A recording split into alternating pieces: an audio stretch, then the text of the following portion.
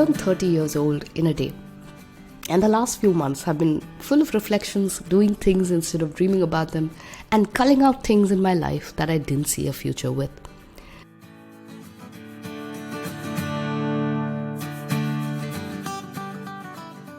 Hello and welcome back to another episode in the Own Your Everyday series on the Being Miraculous podcast.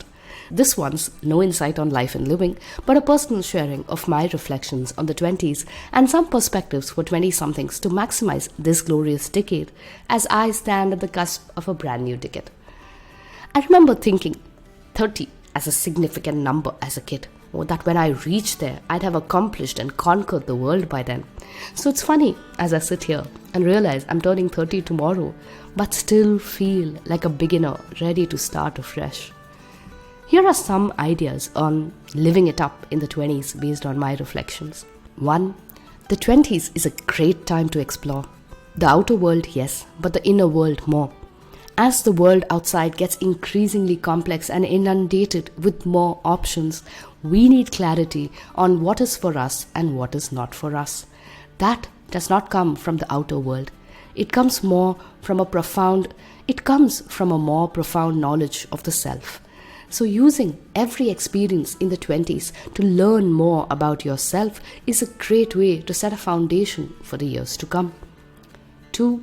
Explore on your own time, not on your parents'.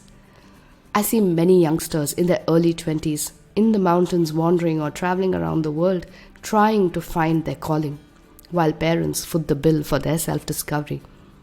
While it's mighty benevolent of parents today to do that, there is no skin in the game for you. The urgency to find yourself is lost without it. So put your neck, body, mind and whole soul at stake to bring that urgency to your actions. It's time to sow seeds, not reap results. The 20s are also the age where we expect instant gratification and results. We don't want to be a writer. We want to be the New York Times best-selling author. This one still hurts me personally, but it's a lesson I'm learning the hard way. The 20s are not the time to reap the results, but to sow the seeds. The 20s is just the beginning. You're laying the foundations for the upcoming decades. So it's essential to keep ourselves from flying up in the air and stay grounded and do the hard work. 4. When I turned 20, I thought I had a fair idea of who I was. By the time I turned 25, all my thoughts were shot down to hell, and I thought I'd finally arrived. At 30, I realized the answer to this question of who am I is a bottomless pit of self-discovery. Your idea of who you are and what you stand for will keep evolving. If we try to force an answer and hold on to it too tightly to our first thought process, we will remain forever stuck. Instead, loosen the grip and let it evolve. Don't do anything because everyone else is doing it. That's the worst injustice you can do to yourself. Sure, you'll stand out from the crowd and even be the butt of many an evening joke, but stay rooted in who you are. The exact reasons they laugh at you today will be why they look up to you in a matter of years. Another thing I want to bring in highlight is that growth is painful. Books and movies romanticize growth and self-discovery to be some rosy, peachy, sunflowery process of sunshine, light and love. But that's not true. Change in real life feels confusing, random, challenging, unpleasant. It is not a linear progress but a roller coaster of ups and downs that eventually take you forward. Growth is painful no matter what stage we are in. Instead of giving up when it becomes unpleasant, all we need to do is stick with it. Stay in the presence of challenges, confusion, betrayal and defeat, and use every experience as a stepping stone for higher growth. I don't know, what point are we at? 6, 7? I think 7. Stop neglecting the M word.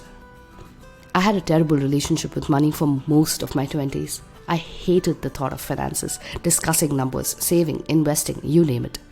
Only in my very late 20s did I realize this valuable lesson that the sooner you do the tedious job of managing your finances, the more comfortable and grateful you'll be in your later years. 8. Don't take yourself so seriously. The 20s is when you can be carefree adults. You are independent, not bogged down with family responsibilities for the most part, and can simply have fun. For most of my early 20s, I wish I had a bit more fun. Have fun, make mistakes, learn from them, know yourself deeper, surround yourself with people who push you to improve, and make the most of it. Experience is the name of the game in our 20s. The stakes are low, and we have adequate optimism, energy, zeal, and ambition to pursue our dreams. It would be a shame if we wasted that to do society's imaginary expectations of us. Be bold enough to back yourself up in your 20s and go wild. With that, I'm off to count my many white hairs and call it a night at 9:30 p.m. before I turn 30. This is Shweta in her 20s, signing off one last time.